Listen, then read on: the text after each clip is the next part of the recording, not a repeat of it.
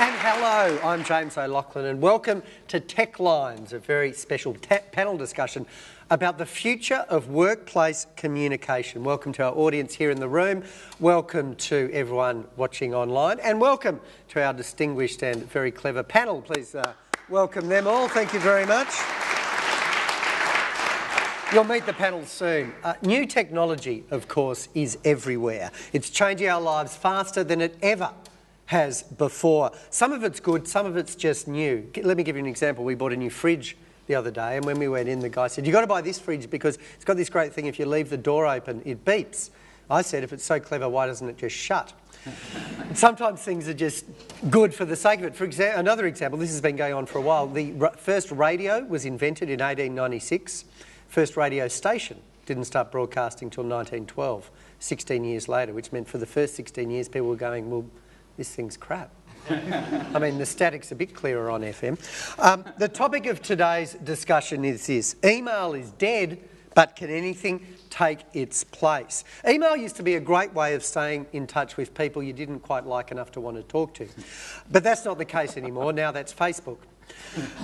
2 months ago, Facebook COO Sheryl Sandberg made the bold assertion that email is probably going away. She said only 11% of teens email daily, a stat she saw as a sign of the coming transition to SMS and social networks. But then again, you don't see all that many teens punching out graphs in Excel, and we're not assuming the spreadsheet is dead, are we? I certainly hope not, because is there anything more exciting than a well-turned-out spreadsheet? And I'm yet to see a teenager hire a stylist and say, hey, you know that guy James O'Loughlin on TV? I want to look like him. But that's not to say that when they get older, go bald and lose their eyesight, they won't. The point is, just because the kids aren't doing it doesn't mean it ain't still happening. By the way, if there is anyone out there who wants to look like me, I wouldn't. It's not that good. There are now lots of communication options to deal with. There's a new one every year, a new one every few months, it seems. The social side of networking is increasing hugely. From 2008 to 2009, the number of members of social networking sites increased 30% to over 300 million. In the same time, the number of people using email increased 20%. In the workplace, what do we want? Well, we want the right tool for the right job. If we want and need to collaborate and communicate with colleagues, the question is this: is email still the best tool for the task? And if it is, why do so many people speak derisively of email, really, as if it is something that is a chore? So many people say, oh, I get swamped in emails, as if it is something getting in the way almost of them doing their job. Google, of course, had a crack at trying to invent the email for the 21st century, Google Wave, but just last week they announced that due to lack of interest they weren't proceeding, or they said it hadn't attracted enough interest. So, is anything ever going to become more dependable and more useful than email? Is email itself evolving to keep itself at the heart of business communication? Can any of the alternatives to email do the hard yakka required in day-to-day business, especially where security and accountability are essential? And in a battle between bursts of email and always-on networking, what fits best with business? So many big questions. And to help us navigate through the answers, we have a group of global leaders and experts on the future of communications. On my far right is Mark Pesce. Mark's a futurist, author, panellist on the ABC TV show The New Inventors, and a thinker and regular, incessant, almost talker. I mean that in a good way, on how new technology can be harnessed to improve business. Next to him is Adele Beachley, the Managing Director of Research in Motion in Australia and New Zealand, and they are, of course, the company behind the BlackBerry. To my left is Alistair Rennie. He's the General Manager of Lotus Software and WebShare Portal at IBM. He's been with IBM in a variety of roles since 1989. And on the end, Genevieve Bell, an anthropologist. Don't see many of them around in rooms like this, do you? And Director of Intel Labs at Intel, where she's trying to discover new ways in which people can experience and interact with computers, starting with studying people, not technology. In 2009, she was named by Fast Company magazine as one of the, I don't know why they picked this number, but they did 14 most influential women in IT. So please welcome them all.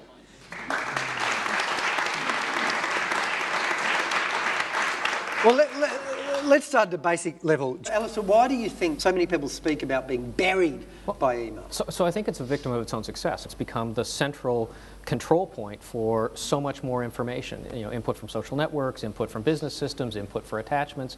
We've overloaded the metaphor without really changing how it works, and I think people have become frustrated. No context, no real intelligence in it to help you make sense of overload. Are we using it wrong, Mark? There's this lovely line from Clay Shirky, which is that there's no such thing as information overload. There's only filter failure. So email, the things that we're using, our email clients are the way that we're using to filter all of the stuff that's coming in, all of the good stuff. And our filters always lead or lag behind where we need to be, because we only improve our filters when we get overloaded, when you have people running around declaring email bankruptcy. I mean, I suddenly, a few weeks ago, decided I needed to take all of the Twitter follower mentions that I was getting and put them into a separate folder where I never look at them anymore. But it's also decreased my incoming email by about 60%, precisely because of that. And it seems if you look at what email does, it makes it very easy to push responsibility elsewhere, doesn't it? To shift something from the sender to the receiver, perhaps easier than it was, and we might not consciously think about this very often, before the advent of email. Is that I suppose, a failure that we have to rectify? Well, one of the things, and I've consulted with large organizations, and one of the things that large organizations find as they start to get overwhelmed from email is that the sender has to think very carefully about what they're doing when they're sending. This is the whole metadata issue. How can I send information along in the subject line of my email so that the person who gets it knows how important it is, who it's really meant for, how to deal with it, and all of these things. So they actually know, yeah, I saw it, yeah, I acted on it, oh, yeah, whatever. They have to be able to do that just in a minute. Adele, what's your perspective on that? Is that a problem, the overabundance of email? Well, I mean, I think it's down to how you use the tools, because I think email is really just the beginning. Because I mean, what you're referring to is really messaging, as opposed to just basic email functionality. And the tools that are in place now and have been evolving over the past 10 years are really helping us manage our workload, but also manage our lives. So, I mean, for me, I think email is just the foundation platform, really. It was the penny that dropped. And, once you get to email, then getting to SMS is really easy. Getting to Twitter is really easy, so on and so forth. Alistair, is it easy to sort of use email as a scapegoat for what is essentially human problems? So I think email is useful because it becomes this place you see everything, and I think Mark hit on the right point. I mean, the filters haven't kept up.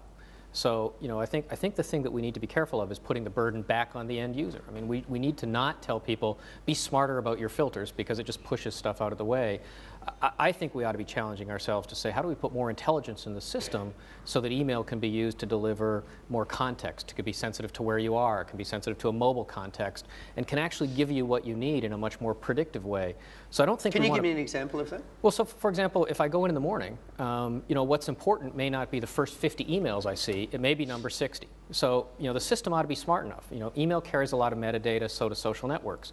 So it's completely computable now to be able to put the right 5 things in front of me in context before I start going through last in, last out. And you can put that intelligence can be put in the system. Yeah, but the interesting thing is we're at 2010, and no one has shown that you can tag an email. We tag everything else in the universe. We tag our blog posts, we tag Twitter, blah, blah, blah, blah, blah. No one's actually tagged an email, so that I could just go up there and say, okay, bam, bam, bam, this is what's important to me right now. Which is why I think you have to look at email in the context of a lot of other forms of communication and centralize that metadata. And this making the filtering intelligent, I think, is a big, big issue. Genevieve, you're biting your tongue off there. Now that I'm re-energized with new batteries. I also think, literally. I am, literally. I think we also have to think about the